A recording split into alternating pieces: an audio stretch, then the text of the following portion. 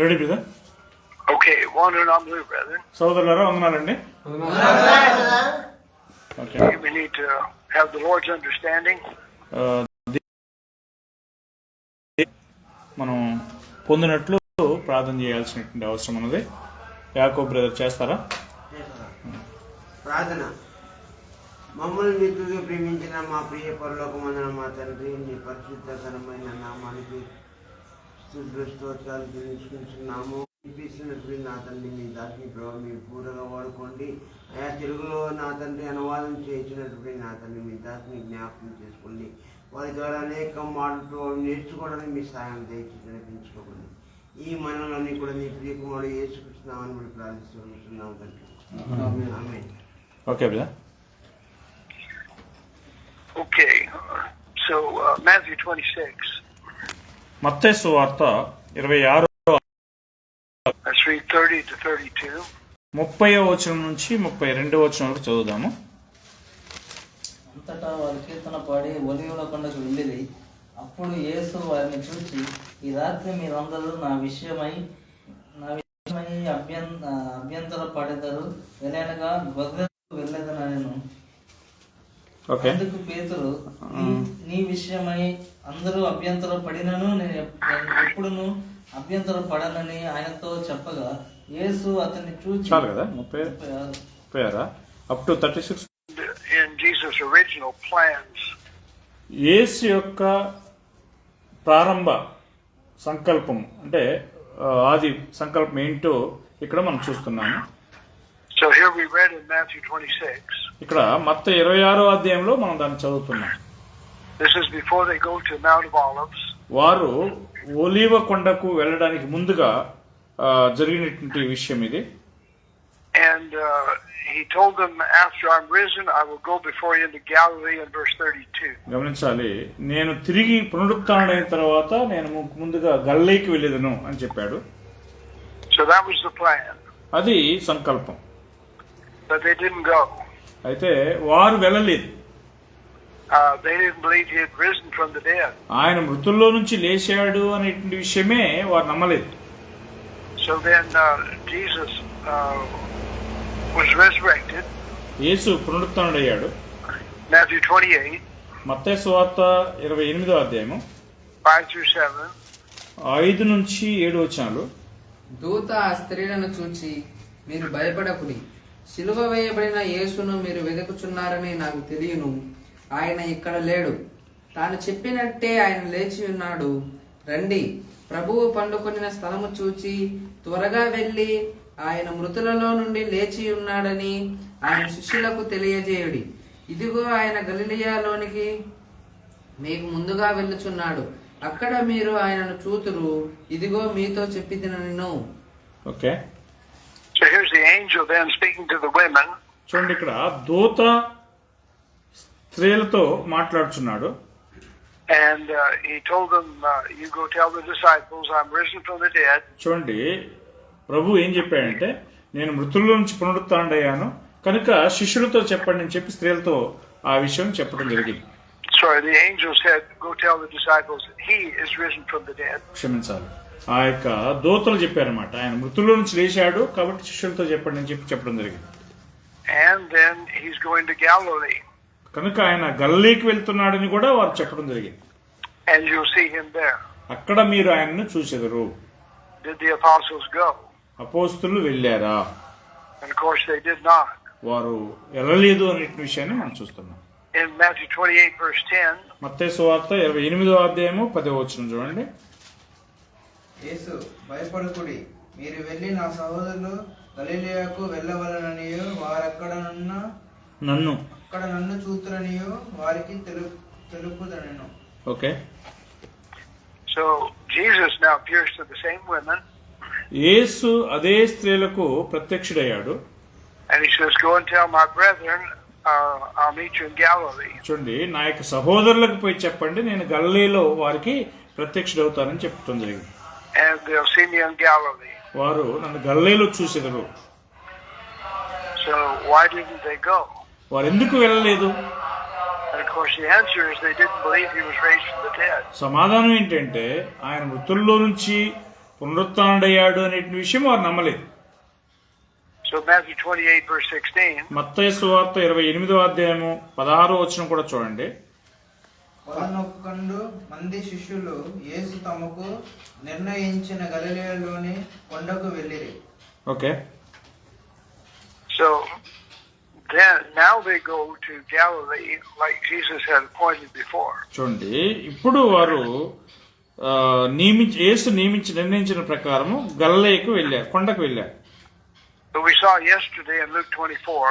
లూకా 24వ అధ్యాయంలో నిన్న మనం చదివేటప్పుడు చూశాము. Let's read 9 through 11 again. లూకా 24 9వ వచనం నుంచి 11వ వచనం వరకు చదవండి. సమాధి యొద్ద నుండి తిరిగి వెళ్ళి ఈ సంగతులన్నీ 11 శిష్యులకును తక్కిన వారందరికీ తెలియజేసిరి.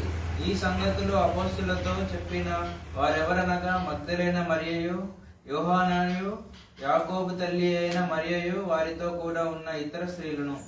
Okay, So when the women had seen Jesus, the apostles didn't believe it. చూడండి స్త్రీలు యేసును చూశారు కానీ అపోస్తులు నమ్మలేదు.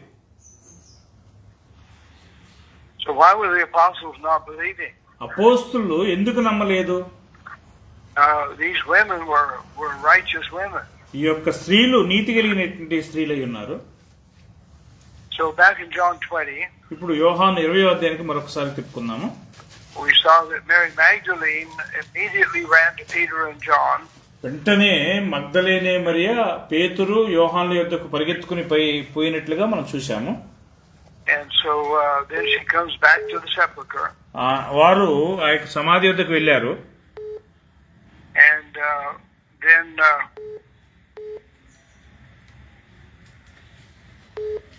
Okay, Jesus had told the apostles that on the third day he would rise. చూడండి యేసు అపోస్తులకు చెప్పిన విషయం ఏంటంటే 3వ దినమున తాను లేస్తానని చెప్పడం జరిగింది.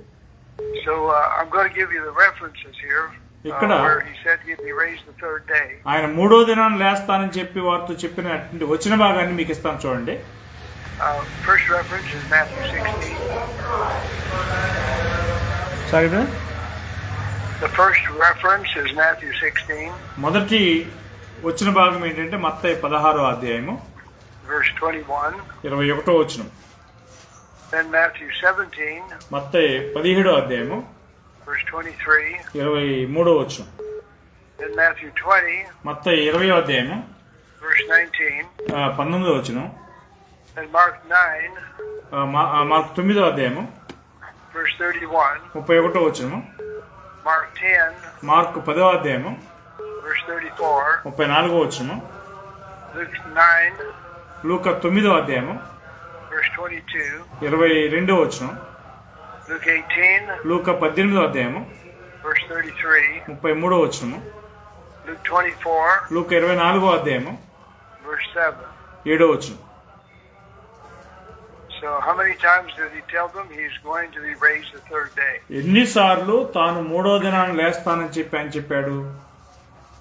But it's interesting in Luke 13, లూకా 13వ అధ్యాయంలో ఆసక్తికరమైనటువంటి ఒక విషయం ఏంటంటే he made a different statement about the same event. చూడండి అదే విషయాన్ని గురించి వ్యత్యాసమైనటువంటి ఒక వాక్య భాగాన్ని ఆయన చెప్పడం చూస్తాం. Luke 13 verse 32. లూకా 13వ అధ్యాయము 32వ వచనం చూడండి. ఆయన వారిని చూచి మీరు వెళ్ళి ఆ నక్కతో ఇలాగ చెప్పుడి, ఇదిగో నేడును రేపును నేను దయ్యములను వెళ్ళగొట్టుచు రోగులను స్వస్థపరచుచుండి 3వ దినము పూర్ణ సిద్ధి పొందెను. Okay, So why did he not say the third day I shall be raised again? నేను 3వ దినాన్ని లేస్తానని చెప్పి ఆయన ఎందుకు చెప్పలేదు ఇక్కడ? What's the difference between saying the third day I will rise again and the third day I shall be perfected? చూడండి 3వ దినాన్ని నేను తిరిగి లేస్తానని చెప్పినటువంటి దానికిని 3వ దినాన నేను సంపూర్ణ సిద్ధి పొందేదను అని చెప్పేదానికి ఏంటి తేడా? Okay, this word perfected here is the word to be completed.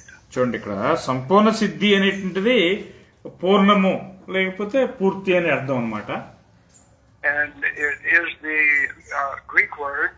Greek పదం ఏంటంటే Teleos. టెలియోస్ అనేటువంటి పదం ఉపయోగింపబడినది. That's the same word that we're commanded to be perfect. మనము కూడా సంపూర్ణ సిద్ధి పొందాలి అని చెప్పబడినటువంటి దానికి అదే పదం ఉపయోగించబడింది. So what happened on the third day? మూడో దినం ఏం జరిగింది?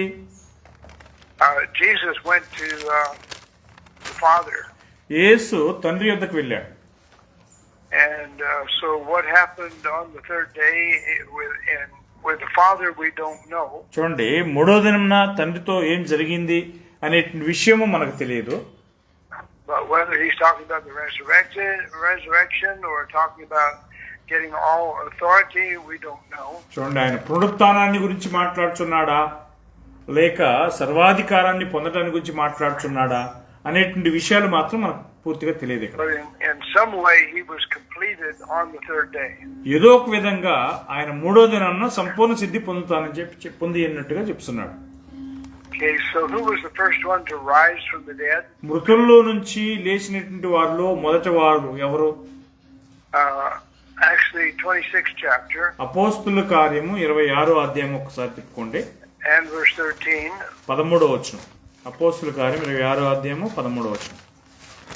రాజా, మధ్యాహ్నం ముందు నా చుట్టూను నాతో కూడా వచ్చిన వారి చుట్టూను ఆకాశం నుండి సూర్య తేజస్సు కంటే మిక్కిలి ప్రకాశమానమైన ఒక వెలుగు త్రోవలో ప్రకాశించుట చూచి తిని. Okay, Okay, so that's the wrong reference here. Acts 26. ఇది తప్పైన. Okay, Acts 26 verse 23. చూడండి, అపోస్తుల కార్యం 26వ అధ్యాయము 23వ వచనం అన్నమాట. ప్రవక్తలను మోషేయు ముందుగా చెప్పినవి కాక మరి ఏమీ చెప్పక అల్పులకును గనులకును సాక్ష్యం ఇచ్చుచుంటిని. Okay, So who was raised to the dead first, Lazarus or Jesus? చూడండి, మొదట మృతుల్లో నుంచి పునరుత్థానమైంది ఎవరు? లాజరసా లేకపోతే యేసా? Okay, in the Greek there are two different words for being raised. చూడండి, లేపబడటము అనే దానికి గ్రీక్ లో రెండు వ్యత్యాసమైనటువంటి పదాలు ఉపయోగించబడ్డాయి. And Lazarus was waked up from the dead. లాజరు మృతుల్లో నుంచి లేపబడ్డాడు అంటే మెలుకొన్నాడు అనేది అర్థం. And Jesus is the first one to stand up from the dead. మృతుల్లో నుంచి లేచి నిలబడేటువంటి వారిలో యేసు మొదటివాడు. So there was a difference between Elijah raising that child from the dead and Jesus' resurrection. చూడండి, ఏలియా ఒక బాలుని లేపుతాడు చూసారా, దానికిని మరి యేసు మృతుల్లో నుంచి పునరుత్థానం అయినటువంటి దానికిని తేడా ఉన్నది. Okay, who was the first one that was born from the dead? మృతుల్లో నుంచి జన్మించినటువంటి వారు మొదటి వారు ఎవరు? We read that yesterday. నిన్నటి దినమందు మనం చదివాము. Colossians 1 verse 18. కొలస్సి 1:18 వచనము. కొలస్సి 1:18. సంఘము అను శరీరమునకు ఆయన శిరస్సు, ఆయనకు అన్నిట్లో ప్రాముఖ్యము కలుగు నిమిత్తము ఆయన ఆది అయ్యుండి మృతుల్లో నుండి లేచుటలో అదే సంపూర్ణుడైన. Okay, Okay, so here Jesus now is the first one to be born from the dead. యేసు మృతుల్లో నుంచి లేచినటువంటి వారిలో మొదటి వాడయ్యాడు. Was Lazarus born from the dead or waked up from the dead? లాజరు మృతుల్లో నుంచి జన్మించాడా లేకపోతే మృతుల్లో నుంచి మెలుకొన్నాడా? Lazarus was one of the ones that was waked up from the dead. చూడండి, లాజరు మృతుల్లో నుంచి మెలుకొన్నటువంటి వారిలో ఒకడై ఉన్నాడు. But Jesus is the first one born from the dead. యేసు మృతుల్లో నుంచి జన్మించినటువంటి వారిలో ఆది సంభూతుడు అంటే మొదటివాడు అని అర్థం. So when was Jesus born from the dead? యేసు ఎప్పుడు మృతుల్లో నుంచి జన్మించాడు? How many times did he die? ఎన్నిసార్లు ఆయన చనిపోయాడు? He only died once. ఒక్కసారి మాత్రమే చనిపోయాడు. That was a physical death. అది భూ సంబంధమైనటువంటి మరణము. Then if he were born from the dead, when was he born from the dead? చూడండి, ఆయన మృతుల్లో నుంచి జన్మించాడు అంటే ఎప్పుడు ఆయన మృతుల్లో నుంచి జన్మించాడు? That was the same time he was resurrected from the dead. ఆయన మృతుల్లో నుంచి పునరుత్థానుడైనటువంటి అదే దినాన ఆయన జన్మించాడు. So yesterday we showed our resurrection in 1 Corinthians 15. చూడండి, నిన్నటి దినమందు మరి 1 కొరింథీ 15వ అధ్యాయంలో మన యొక్క పునరుత్థానాన్ని గురించి చూపించడం జరిగింది. Let's review that and look a little bit more at the Greek. చూడండి, కొంచెం ఎక్కువగా దాన్ని వివరించుకుందాము, చూద్దాము. Okay, 1 Corinthians 15, 42 to 44. 1 కొరింథీ 15వ అధ్యాయము 40 నుంచి 42 వచనాల వరకు చదువుదాము. మరియు ఆకాశ వస్తు రూపములు కలవు, భూవస్తు రూపములు కలవు. ఆకాశ వస్తు రూపముల మహిమ వేరు, భూవస్తు రూపముల మహిమ వేరు. సూర్యుని మహిమ వేరు, చంద్రుని మహిమ వేరు, నక్షత్రముల మహిమ వేరు. మహిమను బట్టి ఒక నక్షత్రమునకును మరి ఒక నక్షత్రమునకును భేదము కలదు కదా. మృతుల పునరుద్ధానమును అలాగే. శరీరము క్షయమైనదిగా విత్తబడి అక్షయమైనదిగా లేపబడును. Okay. Okay, so in the resurrection, verse 42, 42వ వచనంలో పునరుత్థానంలో we know what the corruptible is. ఇక్కడ అక్షయమైనది అంటే క్షయమైనది అంటే ఏంటో మనకు తెలుసు. Our physical bodies are very quickly corrupted. మన యొక్క భూ సంబంధమైనటువంటి శరీరాలు చాలా త్వరగా నశించిపోతాయి లేదా చెడిపోతాయి. But what body is going to come up out of the in the resurrection? మృతుల్లో నుంచి బయటకు వచ్చేటువంటిది ఏ శరీరం అయి ఉంటుంది? An incorruptible body. అక్షయమైనటువంటి శరీరం. So can anything that is physical be incorruptible? భూ సంబంధమైనది ఏదైనా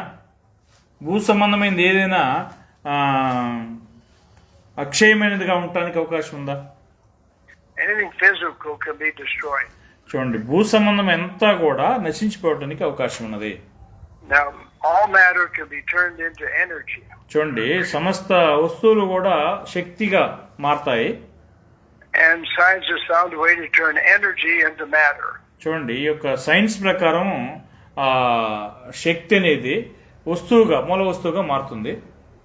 But whether it's in a physical form or not, our bodies are not that kind of thing. They're corruptible. మన యొక్క భూ సంబంధమైనటువంటి విషయంలో అది వాస్తవమా కాదనేది మనకి ముఖ్యం కాదు, కానీ మన యొక్క శరీరాలు అనేవి నశించిపోయేవిగా ఉన్నాయి. So what's the only thing that cannot be corrupted? అయితే నశించిపోకుండా ఉండగలిగేటువంటి ఒకే ఒకటి ఏమై ఉన్నది? Previously when we studied the book of Romans, రోమా పుస్తకాన్ని మనం చదివేటప్పుడు ముందుగా we saw that there was a difference between soul and gali. చూడండి, ప్రాణము అంటే సోల్ అన్నమాట. సోలుకును గాలి అనే దానికి వ్యత్యాసం చదివాము. Okay, it's nephesh and ruach in the Old Testament. పాత నిబంధనలో నెపెష్ అనియు అలాగే రూవాక్ అనేటువంటి పదాలు ఉపయోగంలో ఉన్నాయి. And it was suke and pneuma in the New Testament. కొత్త నిబంధనలోకి వచ్చేసరికి వాటిని ఉప్సుకే అనియు న్యూమా అనియు ఉపయోగించబడటం జరిగింది. Okay, the wind is unseen. చూడండి, గాలి అనేది అదృశ్యమైనది, అంటే కంటికి కనపడేది కాదు. And the soul is unseen. అలాగే సోల్ అంటే ప్రాణము అనేది కూడా కంటికి కనపడేది కాదు. So he refers to in Ecclesiastes 12 verse 7. ప్రసంగి 12వ అధ్యాయము 7వ వచనంలో ఆయన ఈ సూచిస్తున్నాడు దాన్ని. 12:7.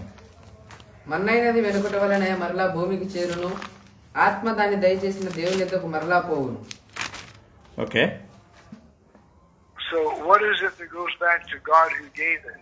చూడండి, దయచేసి అంటే దేవుని యొద్దకు పోయేటువంటి ఏమై ఉన్నది ఇక్కడ? What does it tell you, say? Telugu spirit, ఆత్మ. What's the atma? ఆత్మ. Okay. So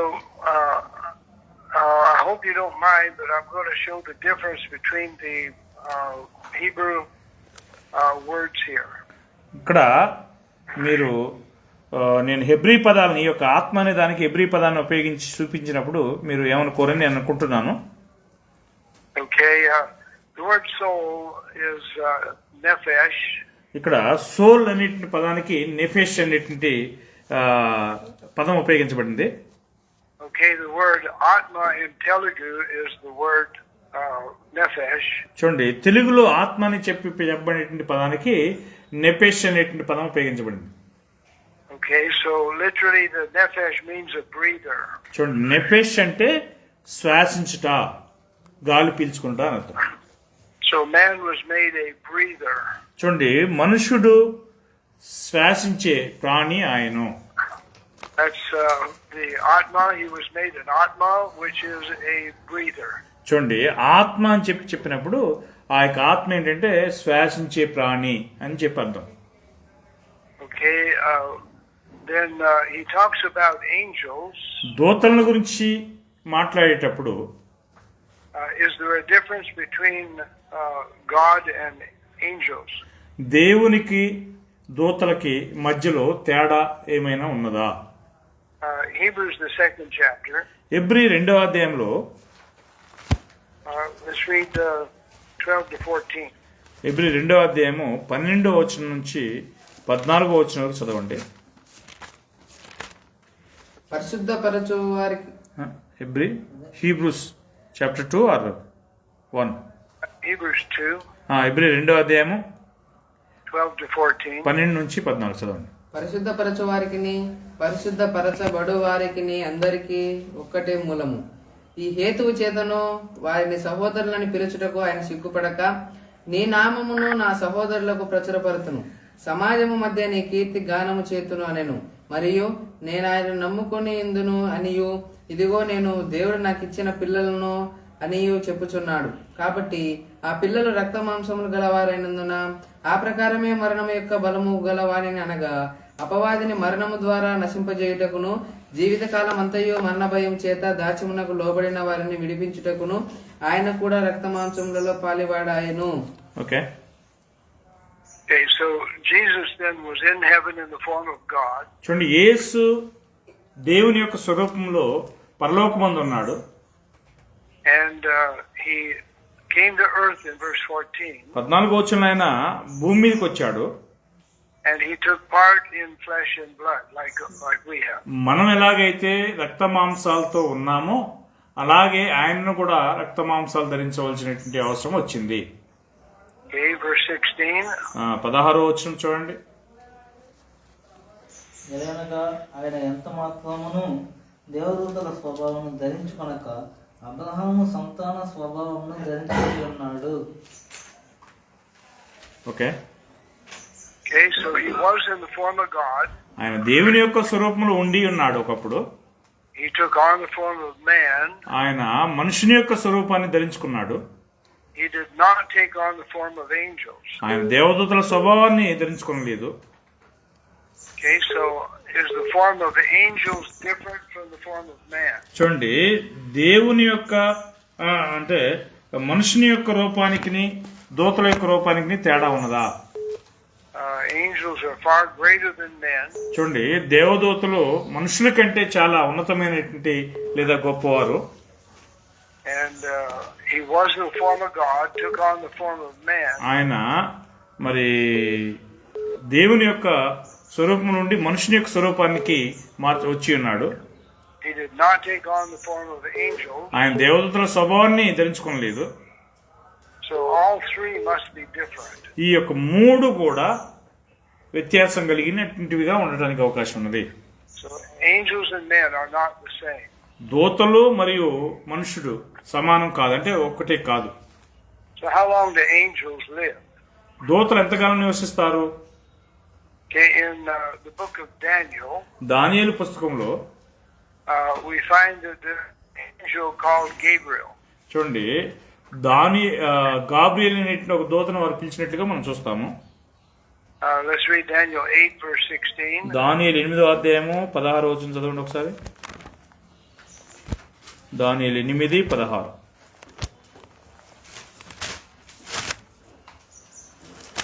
అంతటా ఊలయ్యి నదీ తీరముల మధ్య నిలిచి పలుకుచున్న యొక్క మనుషుని స్వరము వింటిని.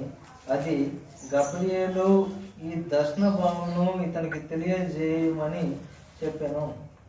Okay. So what did Gabriel look like in verse 15? 15వ వచనంలో గాబ్రియేలు ఎలాగున్నాడు?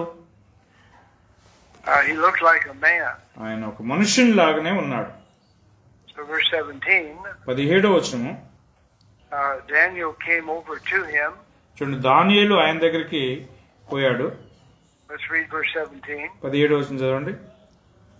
అంతటా ఓలాయి నదీ తీరంన మధ్య నిలిచి పలుకుచున్న ఒక మనుషుని స్వరం వింటిని. అది గాబ్రియేలు, ఈ దర్శన భావం అతనికి తెలియజేయమని చెప్పాను. So verse 15 says he looked like a man. చూడండి, 15వ వచనంలో ఆయన ఒక మనుషుని లాగానే ఉన్నట్టుగా చెప్తున్నాడు. Well, Daniel had seen many men. దానియేలు అనేక మంది మనుషులను చూశాడు. So was this an ordinary man? ఇది ఒక సాధారణమైనటువంటి మనుషుడేనా? Verse 18, what happened to Daniel? 18వ వచనంలో దానియేలునకు ఏమైంది? 18వ వచనంలో దానియేలుకి ఏమి? 18 చదవండి. అతడు నాతో మాట్లాడుచుండగా నేను గాఢ నిద్ర పట్టిన వాడనై నేలను సాష్టాంగ పడితిని గనుక అతడు నన్ను పట్టుకొని లేవనెత్తి నిలవబెట్టెను. Okay. So what did Gabriel look like? గాబ్రియేలు ఎలాగున్నాడు? He was an angel. ఆయన ఒక దూత. In Daniel 9, we find the same Gabriel. చూడండి, దానియేలు 9వ అధ్యాయంలో మరి అదే గాబ్రియేలుని మనం చూడగలము. Okay, let's read 20 through 22. ఇప్పుడు 20 నుంచి 22 వచనాలు చదవండి. దానియేలు 9వ అధ్యాయం. నీవు చూచిన 2 కొమ్ములు గల పొట్టేలున్నది, అది మాదీయుల యొక్కయు పారసీకుల యొక్కయు రాజులను సూచించుచున్నది. బొచ్చుగల ఆ మేకపోతు గ్రేకుల రాజు, దాని 2 కన్నుల మధ్యనున్న పెద్ద కొమ్ము వారి మొదటి రాజును సూచించుచున్నది. అది పెరిగిన పిమ్మట దానికి బదులుగా 4 కొమ్ములు పుట్టినవి కదా.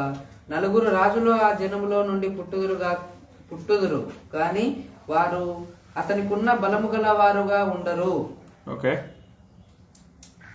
Okay, so here's this man Gabriel again in verse 21. 21వ వచనంలో మళ్ళా గాబ్రియేలు అనేటువంటి మనుషుడు ఇక్కడ ఉన్నాడు. And where did he come from? ఆయన ఎక్కడి నుంచి వచ్చినట్టుగా ఉన్నది? Okay, so he was caused to move very quickly in verse 21. ఆయన చాలా త్వరగా వెళ్ళిపోవడానికి కారణమై ఉన్నాడు. 21వ Okay, so వచనం. Daniel speaks to him again, దానియేలు ఆయనతో మాట్లాడుతూ ఉన్నాడు. and he gives Daniel understanding. దానియేలునకు ఆయన ఒక గ్రహింపును ఇచ్చినట్టుగా చూస్తున్నాము. Okay, we find the same Gabriel in Luke 1.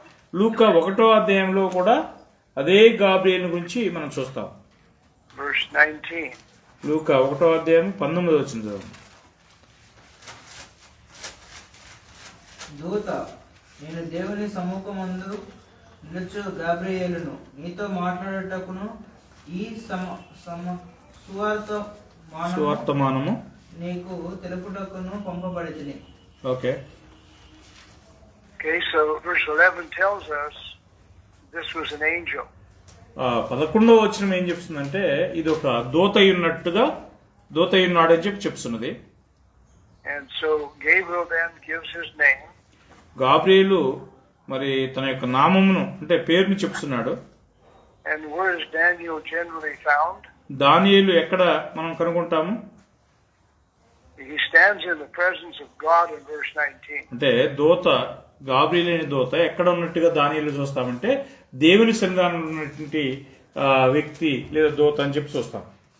So here's the angel Gabriel sent from God. ఇక్కడ గాబ్రియేలు దూత దేవుని యొద్ద నుంచి పంపబడ్డాడు. Well, how long has he been alive? ఎంతకాలం నుంచి ఆయన ఉంటున్నాడు? Well, he's still alive. Daniel was 606 BC.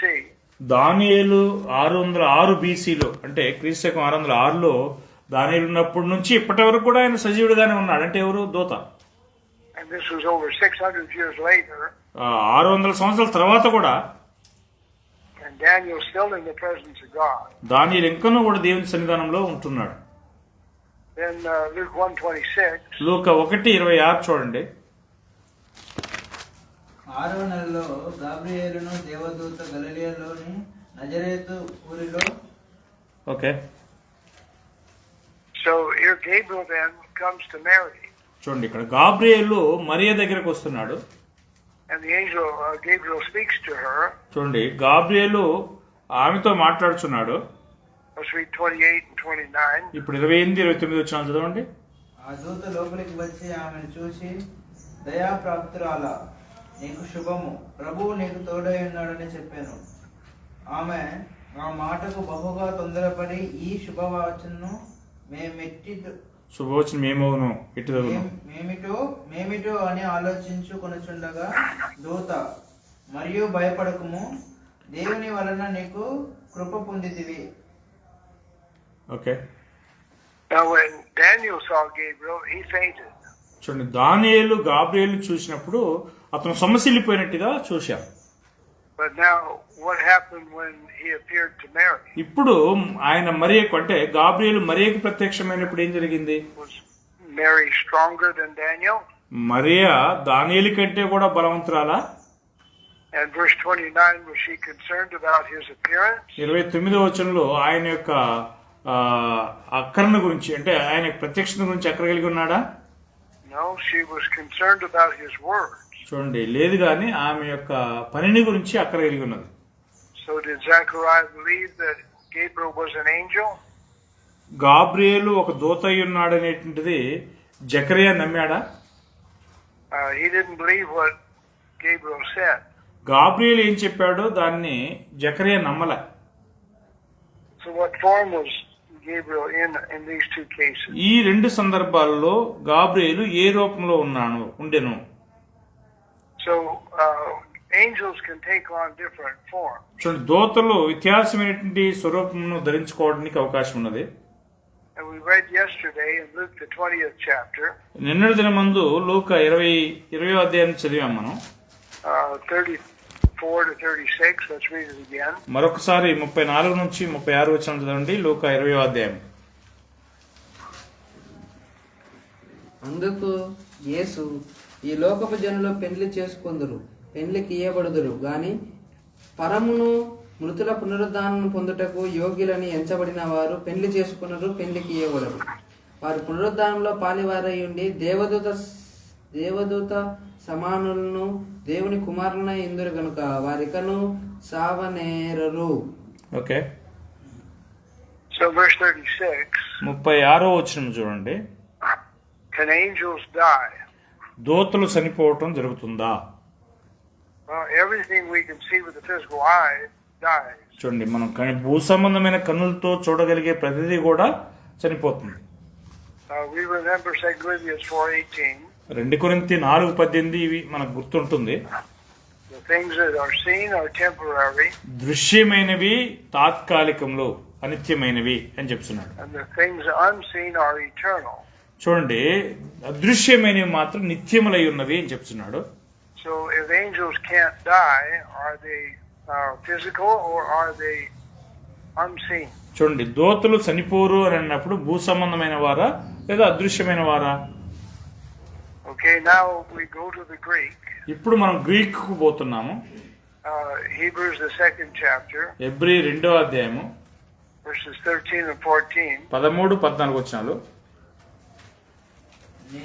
నాయనను నమ్ముకొని ఉందును అనియు, ఇదిగో నేనును దేవుడు నాకు ఇచ్చిన బిడ్డను అనియు చెప్పుచున్నాడు. Sorry, Hebrews the 1st chapter, క్షమించాలి, హెబ్రీ 1వ అధ్యాయము 13 and 14. 13-14 వచనాలు.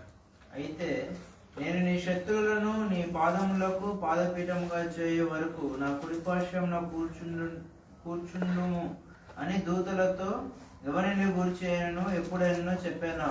వీరందరూ రక్షణను స్వాస్థ్యము పొందుబోవు వారికి పరిచారము చేయుటకై పంపబడిన సేవకులైన ఆత్మలు కారా. Okay, Okay, so we have angels now that are all ministering pneuma. చూడండి, ఇక్కడ దూతలు అందరూ కూడా పరిచారం చేసే న్యూమాగా ఉన్నారు. Okay, this is in the Greek. ఇది గ్రీక్ భాష ప్రకారం మరి న్యూమా అనేటువంటి పదం ఉపయోగించబడి ఉన్నది. Okay, men are always called nephesh or soul. చూడండి మనుషులు ఎప్పుడు కూడా నెఫెష్ లేకపోతే సోల్స్ అని చెప్పి ఉపయోగించబడ్డారు. Men are all atma. మనుషులందరూ కూడా ఆత్మలై ఉన్నారు. And so in the New Testament it's suke. కొత్త నిబంధనలో సూకే పదం ఉపయోగించబడింది. But again it's atma. మళ్ళా అది ఆత్మగా చూస్తున్నాడు. But angels are never called atma. చూడండి దూతలు ఎప్పుడు కూడా ఆత్మలుగా పిలువబడలే. Not in the Hebrew or in the Greek. అది ఎబ్రీ భాష కావచ్చు, గ్రీక్ భాష కూడా కావచ్చు. They're always called gali in the Old Testament and the New Testament. పాత నిబంధనలోనైతేనేమి క్రొత్త నిబంధనలోనైతేనేమి ఎల్లప్పుడూ కూడా గాలిగా ఆత్మను సూచించాడు. So gali in the Old Testament is ruach. ఈ పాత నిబంధనలో గాలి అనేటువంటి పదానికి రువాక్ అనేటువంటి ఎబ్రీ పదం ఉపయోగించాడు. And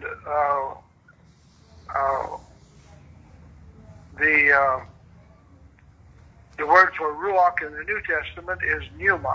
చూడండి కొత్త నిబంధనలో పాత నిబంధన రువాక్ అని చెప్పబడింది, కొత్త నిబంధనకు వచ్చేసరికి న్యూమాగా చెప్పబడి ఉన్నది. And Hebrews 4 ఎబ్రీ 4వ అధ్యాయం చూడండి, verse 12. ఎబ్రీ 4వ అధ్యాయం 12వ వచనం. ఎందుకనగా దేవుని వాక్యం సజీవమై బలము గలదై రెండంచుల గల ఎటువంటి ఖడ్గము కంటేనో వాడిగా ఉండి ప్రాణాత్మలను కీళ్లను మూలుగను విభజించునంత మట్టుకు దూరుచు హృదయముల యొక్క తలంపులను ఆలోచనలను శోధించుచున్నది. Okay. So in the Greek here he uses two words. ఇక్కడ గ్రీక్ లో 2 పదాలను ఆయన ఉపయోగిస్తున్నాడు. And the first one is suke, which is atma. మొదటిది సుకే అనేటువంటి పదము, దాని అర్థం ఏంటంటే ఆత్మ.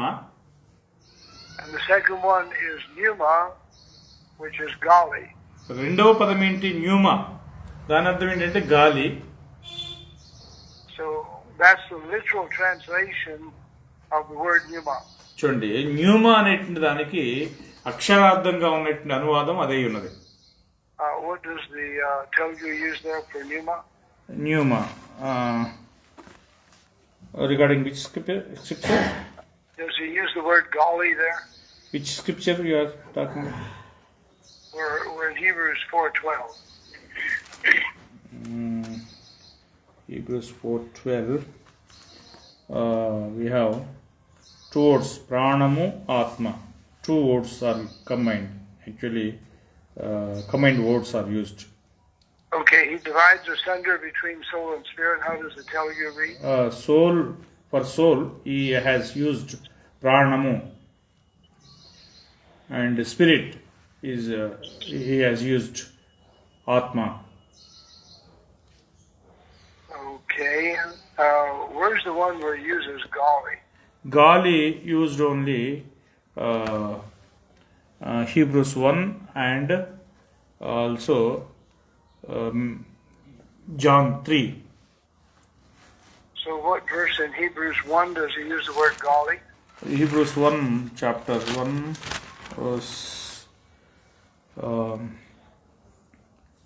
verse 5. All right, let me look at that. Okay. Verse 7, right?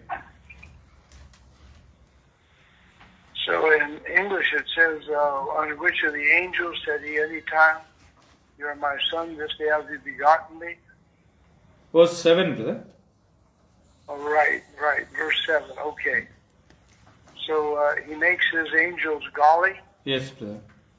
Very good, okay. So that's this word pneuma in the Greek.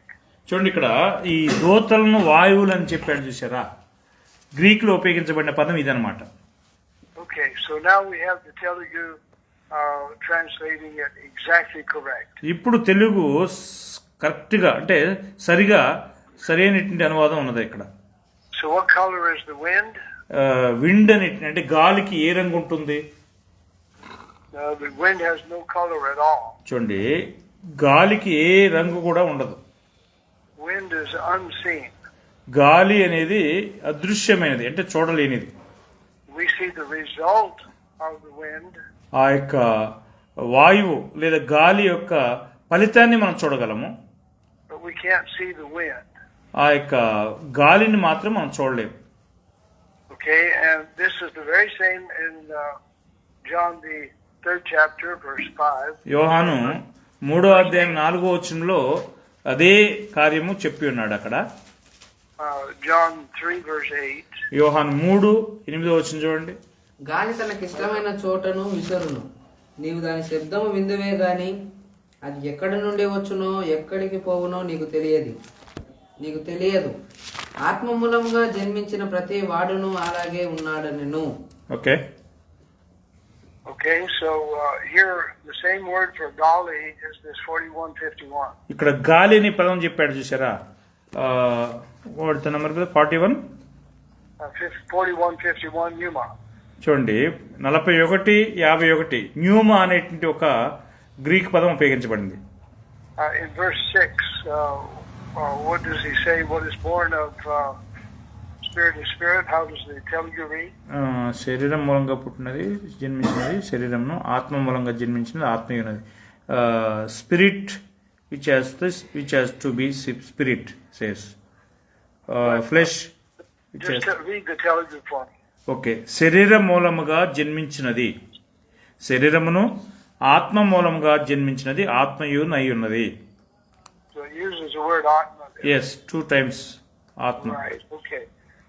In both of these words in the Greek are this 4151 pneuma.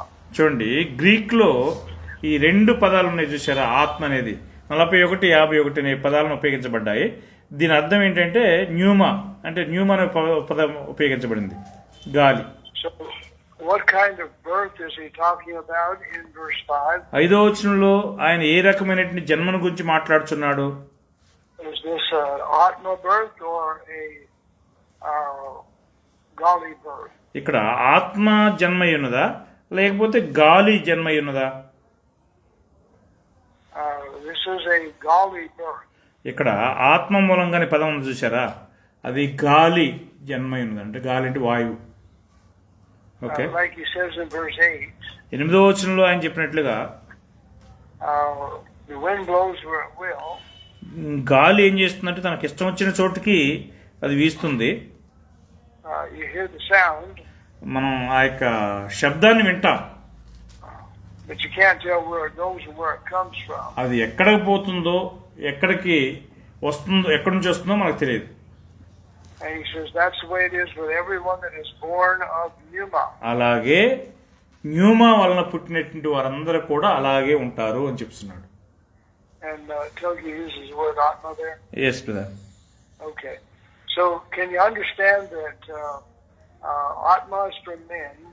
చూడండి, ఆత్మ అనేది మనుషులకు ఉపయోగించబడినట్లుగా మీరు చూస్తున్నారు, That's seen. అది చూడగలిగేది. And actually it's not seen. వాస్తవంగా అది చూడలేనిది. But we have atma in bodies, which is souls in bodies. చూడండి, శరీరంలో ప్రాణాలు లేదా ఆత్మ సోల్స్ ఉంటాయి. And man became a living atma. మనుషుడు జీవించు ఆత్మ ఆయను అంటాడు. But the angels are unseen.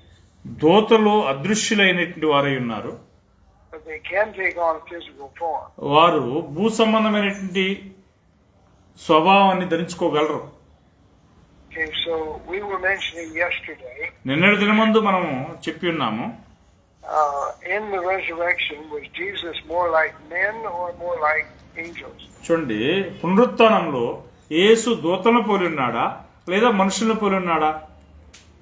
And he tells us that in the resurrection we'll be like angels. చూడండి, పునరుత్థానంలో మనం దూతలను పోలి ఉంటామని చెప్పి ఆయన చెప్తున్నాడు.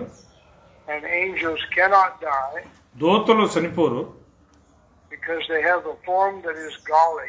చూడండి, వారికి గాలి అనేటువంటి ఒక రూపం ఉంటుంది, They have the pneuma form. వారికి న్యూమా అనేటువంటి ఒక రూపం ఉంటుంది. Then John 4 verse 24, యోహాను 4వ అధ్యాయము 24వ వచనము, దేవుడు ఆత్మ గనుక ఆయన ఆరాధించేవారు ఆత్మతోనూ సత్యముతోనూ ఆరాధింపవలెను. Okay, Okay, so here in the Greek, God is pneuma. గ్రీక్లో దేవుడు న్యూమాగా ఉన్నాడు. So as far as we're concerned, we cannot see God. చూడండి, మనకు సంబంధించినంత వరకు గాలిని మనం చూడలేము. In Romans, the first chapter, రోమా 1వ అధ్యాయము verses 19 and 20. 19-20 వచనాలు. ఎందుకనగా దేవుని గూర్చి తెలియశక్యమైనదేదో అది వారి మధ్య విషదమయ్యున్నది. దేవుడు అది వారికి విషదపరచెను. ఆయన అదృశ్య లక్షణములు అనగా ఆయన నిత్యశక్తియు దేవత్వమును జగదుత్పత్తి మొదలుకొని సృష్టింపబడిన వస్తువులను ఆలోచించుట వలన తేటపడుచున్నవి గనుక వారు నిరర్థులు లయ్యున్నారు. Okay, So God is invisible. దేవుడు అదృశ్యుడై ఉన్నాడు. The invisible things about God. దేవుని గురించినటువంటి అదృశ్య లక్షణాలు. What color is His eternal power? ఆయన యొక్క నిత్యమైన శక్తికి ఏ రంగు ఉన్నది? ఆయన నిత్యమైన శక్తికి ఏ రంగు ఉన్నది? What color is the Godhead? ఆ దేవత్వంలోకి ఏ రంగు ఉన్నది? In Colossians 1, he says the same thing. కొలస్సి 1వ అధ్యాయంలో అదే కార్యమును మరలా చెప్తున్నాడు ఆయన. కొలస్సి 1. Jesus is in the image of the invisible God. దేవుని యొక్క అదృశ్య రూపి అయి ఉన్నాడు అని చెప్తున్నాడు. Let's read Colossians 1, 14 and 15. కొలస్సి 1వ అధ్యాయము 14-15 వచనాలు చూడండి. ఆ కుమారుని యందు మనకు విమోచనము అనగా పాప క్షమాపణ కలుగుతున్నది. ఆయన అదృశ్య దేవుని స్వరూపి అయి సర్వ సృష్టికి ఆది సంభూతుడై ఉన్నాడు. ఏలయనగా ఆకాశం అందున్నవియో భూమి అందున్నవియో దృశ్యమైనవి గాని అదృశ్యమైనవి గాని అవి సింహాసనములైనను ప్రభుత్వములైనను ప్రధానులైనను అధికారములైనను సర్వమును ఆయన యందు సృజింపబడెను. సర్వమును ఆయన ద్వారాను ఆయనను బట్టి సృజింపబడెను. Okay, Okay, so Jesus is in the image of the invisible God. యేసు అదృశ్య దేవుని యొక్క స్వరూపి అయి ఉన్నాడు. So what's the form of God? దేవుని యొక్క రూపం ఏమిటి? It's unseen. అది అదృశ్యమైనది. So therefore it's eternal. కావున అది నిత్యమైనది ఉన్నది. So when Jesus was in the form of God before he came to earth, యేసు యొక్క భూమి మీదకి రావడానికి దేవుని యొక్క స్వరూపంలో ఉన్నాడు. was he in a physical body or in an invisible body? ఆయన అదృశ్య రూపంలో ఉన్నాడా? Okay, Was he in a visible body or an invisible body? Again brother, same question. Before Jesus came to earth, he was in the form of God. యేసు ఈ భూమి మీదకి రావడానికి ముందుగా దేవుని యొక్క స్వరూపంలో ఉన్నాడు. Was he in the visible body or an invisible body? ఆయన చూడగలిగే రూపంలో ఉన్నాడా, చూడలేనటువంటి అదృశ్యమైన రూపంలో ఉన్నాడా? So in the resurrection, we'll be like the angels who are invisible. మనము పునరుత్థానంలో అదృశ్యమైనటువంటి వారుగా దూతలను పోలి ఉంటాం. And when we see Jesus, we'll be like him. మనం యేసుని చూసినప్పుడు ఆయన పోలే ఉంటాం. He's in the form of God that's invisible. చూడండి, ఆయన దేవుని యొక్క స్వరూపంలో ఉన్నాడు కాబట్టి అది అదృశ్యమైంది. Okay, Lord willing, we'll see more concerning the resurrection in the next few days. ప్రభు చిత్తమైతే పునరుత్థానాన్ని గురించి ఇంకా కొంచెం ఎక్కువగా రాబో దినాల్లో మనం చూస్తాము. If you have questions, let me see if I can get a scripture to answer them. చూడండి, మీకు ప్రశ్నలు ఏమైనా ఉన్నట్లయితే మీకు వచనాలు చెప్పండి, నేను ఆన్సర్ చేస్తాను వాటికి. In the meantime, let's plead with the Lord for His understanding for both you and me. చూడండి, దీనికి మధ్య సమయంలో మీకును నాకును దేవుడు జ్ఞానాన్ని ఇచ్చినట్లుగా దేవునికి మనం మొరపెట్టుకుందాము. And let's ask Him to correct us when we are mistaken. ఒకవేళ మనం తప్పుగా అర్థం చేసుకుంటే దేవుడు మనల్ని సరిచేయనట్లుగా మనం దేవుణ్ణి కోరుకుందాం. Shall we pray? ప్రార్థన చేసుకుందాము. పుష్పరాజ్. పరలోకంలో నివాసం చేస్తున్న మా గొప్ప తండ్రి, ఒక మధ్యాహ్న కాల సమయాన్ని మీరు మాకు అనుగ్రహించి మధ్యాహ్న కాల సమయంలో తండ్రి మీరు యోహాను సువార్త నుంచి అనేకమైనటువంటి సంగతులు మేము నేర్చుకునేలాగా మీరు ఏర్పాటు చేసిన సమయాన్ని బట్టి మీకు చెప్పాలి. క్రీస్తు యొక్క పునరుద్ధాన విషయమైనటువంటి అనేకమైనటువంటి సంగతులు మీ దాసుల ద్వారా మేము వినలాగిన మీరు చూపిన కృపను బట్టి మీకు స్తోత్రాలు తెలియజేస్తున్నాం.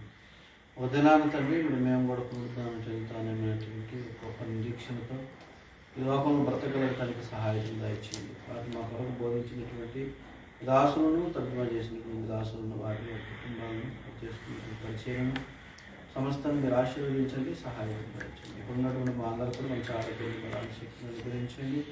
ఈ సత్యమైనటువంటి వాక్యాలను సరిగా అర్థం చేసుకోగలిగేటటువంటి జ్ఞానాన్ని వివేకం దయచేయండి. ప్రార్థన చేస్తున్నాం. తరగతంతట్లో కూడా మీకు సహాయం దయచేశారండి. ప్రార్థన విన్నపాలను యేసుక్రీస్తునామములో అడుగుతున్నాము తండ్రి. ఆమేన్. వందనాలు బ్రదర్. one another.